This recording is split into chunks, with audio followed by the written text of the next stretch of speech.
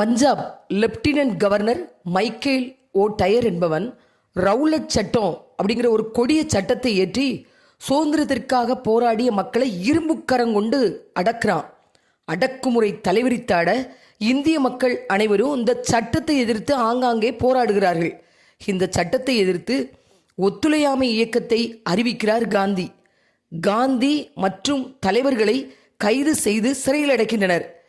கைது செய்யப்பட்ட தலைவர்களுடைய விடுதலை செய்ய கோரியும் ரவுலட் சட்டத்தை திரும்ப பெற கோரியும் நாடு முழுவதும் ஆங்காங்கே போராட்டங்கள் நடக்கிறது. பஞ்சாப் மாகாணத்தில் அமிர்தரஸில் சீக்கியர்களின் பொற்கோயிலுக்கு 400 மீட்டர் தொலைவில் உள்ள ஜாலியன் வாலாபாக் என்கிற பொது பூங்காவில் 1919ஆம் ஆண்டு ஏப்ரல் 13ஆம் மிகப்பெரிய அளவில் ஒரு கண்டன கூட்டம் ஒன்று நடைபெறுகிறது. 4 பக்கமும் பெரிய சுற்றுச்சுவரும் ஒரு சின்ன நுழைவாயிலும் உள்ள அந்த கூட்ட அரங்கில் 15,000 to 20,000 பேர் குழுமி இருந்தார்கள்.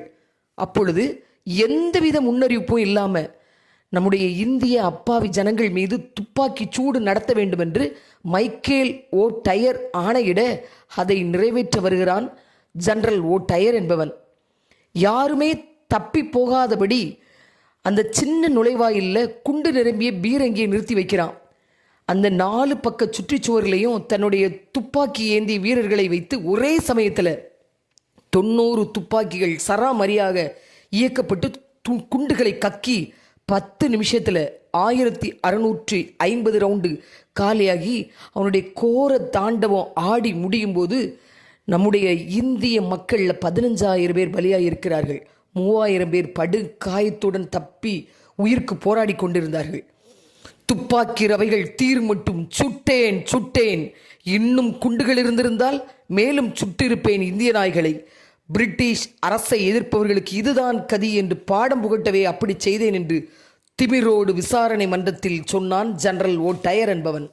அந்த நேரத்தில் குண்டடிப்பட்டு வேதனைக்குள்ளாகி கடந்தவங்களுக்கு தண்ணி தந்து உதவி செய்த ஒரு சின்ன பையன், அவன் பேர் உத்தம் சிங். இந்த நாசக்கார படுகொலையை கண்டு அவனுடைய மனசில் ஆங்கிலேயர்கள் மீதான வெறுப்பும் கோபமும் துளிர்விட்டு வளரத் தொடங்கியது. என் மக்களை கொன்று குவித்தவர்களை நானும் கொள்வேன் என்று உறுதி எடுத்தான்.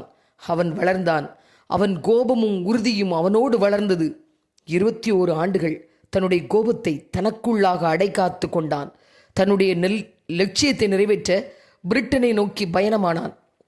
ஜாலியன் வாலாபாக் படுகொலைக்கு ஆணை பிறப்பித்த மைக்கேல் ஓ டயரை கண்டுபிடித்து அவரின் மாளிகைக்கு சென்று அவருக்கு வேலைக்காரனாக சேர்ந்தான். ரகசியமாக பழி வாங்கினா தகுந்த காரணம் மறைக்கப்பட்டு விடும் என்று எண்ணி ஒரு பொது அரங்கில் ஒரு பொது நிகழ்ச்சியை பார்த்து கொண்டிருந்த மைக்கேல் ஓ டயர் முன் சென்று அவருடைய நெஞ்சுக்கு நீராக துப்பாக்கியை தூக்கி பிடித்து அவரை நேராக நின்று சுட்டான். 100க்கு மேற்பட்ட மக்கள் பார்த்து கொண்டிருந்தார்கள். மைக்கேல் ஓ டயர் என்பவனை 6 முறை சுட்டான் உத்தம் சிங். ஆயிரக்கணக்கான இந்திய மக்களின் மரணத்துக்கு காரணமான ஆங்கிலேய நாயை சுட்டேன். என் நோக்கம் நிறைவேறியதற்காக நான் ஆனந்தம் அடைகிறேன். இது என் கடமை என்று நீதிமன்றத்தில் கூறினான். கொடியவர்களில் ஒருவனையாவது சுட்டுக்கொண்ட திருப்தியுடன் இருந்த உத்தம் சிங் 1940ஆம் ஆண்டு ஜூலை 31ஆம் பெண்டான்வில்லா சிறையில் தூக்கிலிடப்பட்டான். இந்தியா சுதந்திரமடைந்த பின்பு இந்திய அரசின் முயற்சியினால் உத்தம் சிங்கின் மீதமிருந்த உடல் இந்தியாவுக்கு கொண்டு வரப்பட்டு பஞ்சாப் முழுவதும் அரசு மரியாதையோடு ஊர்வலமாக எடுத்துச் செல்லப்பட்டு அவரது தியாகத்தை போற்றும் நினைவு சின்னமும் எழுப்பப்பட்டுள்ளது. வீர தீர நாயகனாகவும் தேச விடுதலைக்காக போராடிய போராளியாகவும் இன்றளவும் போற்றப்படுகிறார் பஞ்சாபை சேர்ந்த உத்தம் சிங் என்ற இந்தியர். இன்று அவருடைய நினைவு நாள்.